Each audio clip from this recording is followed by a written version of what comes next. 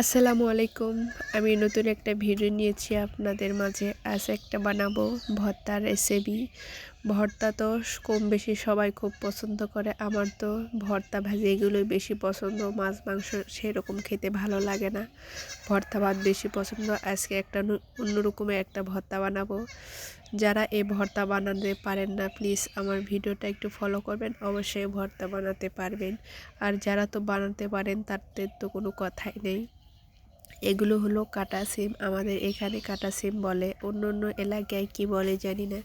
আমাদের এগুলো কাটা সিম বলে। সেগুলোই আজকে আমি ভর্তা বানাবো। কীরকম করে ভর্তা বানাই সেটাই আজকে আপনাদের মাঝে শেয়ার করব।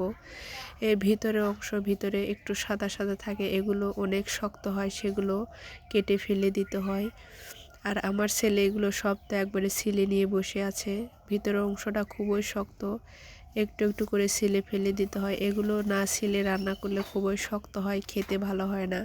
সেজন্য আমি আগে এগুলো সুন্দর করে ছিলে নিচ্ছিলাম। আর আমার ছেলেও তো আমার সাথে সব সময় বায়না করতেছিল। আমি যখন যেটাই করি না কেন আমার ছেলে আমার সাথে সব রকম ধরনের বায়না করতে থাকে।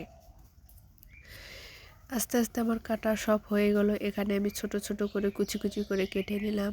দেখতেই পাচ্ছেন কতটা সুন্দর হয়েছে। এগুলো এরকম করে রান্না করলে ভর্তা খুবই ভালো লাগে। অনেকে বড় বড় রাখে, বড় বড় রাখলে পরে ভর্তা বানানোর সময় অনেক সময় ফিসা ফিসা হয়। সেরকম করে সুন্দর করে পিস পিস করে কেটে নিয়ে নিলাম। আর আমার ভিডিওটা কেমন লাগতেছে অবশ্যই একটু ফলো করে দিবেন। যারা নতুন দেখতেছেন আপনাদের কাছে আমার একটাই রিকোয়েস্ট থাকলো। এখানে আলু আর কাটা সিম সুন্দর করে ধুয়ে নিলাম। এক সাইডে আলু আর এক সাইডে কাটা সিম দিয়ে দিচ্ছি।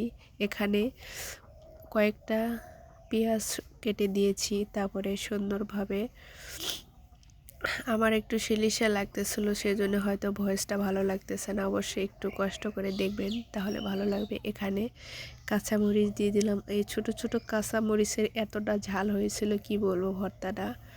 রসুনও অল্প কয়েকটা দিয়েছি, আদা দিয়েছি। রসুন বেশি ছিল না সেজন্য একটাই দিয়েছি। এখানে হলুদ দিলাম, পরিমাপ মতো লবণ দেব, আর সরিষার তেল দেব। সরিষার তেলে যে কোনো ভর্তা বানাবেন খেতে খুবই ভালো লাগে।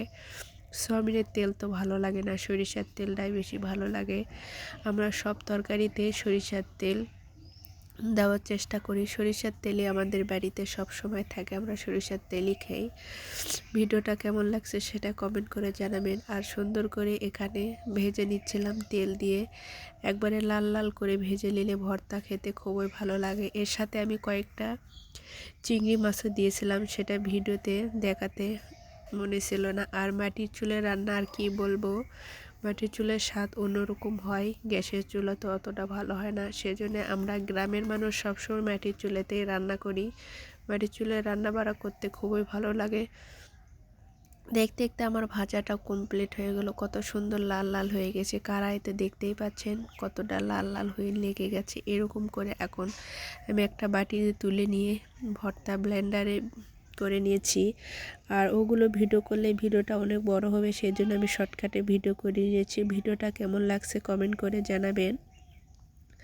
ভর্তা দেখেই তো খুব লোভনীয় হয়েছে, খেতে অনেকটা মজা হয়েছে। আর সরিষার তেল দিয়ে ভর্তা বানাচ্ছি, দেখুন সাইডে কত সুন্দর তেলসে ভাব হয়েছে এবং হলুদ হলুদ হয়েছে। এরকম গরম ভাতের সাথে শীতের সময় গরম ভাত, ভর্তা ভাজি এগুলো খেতে খুবই ভালো লাগে।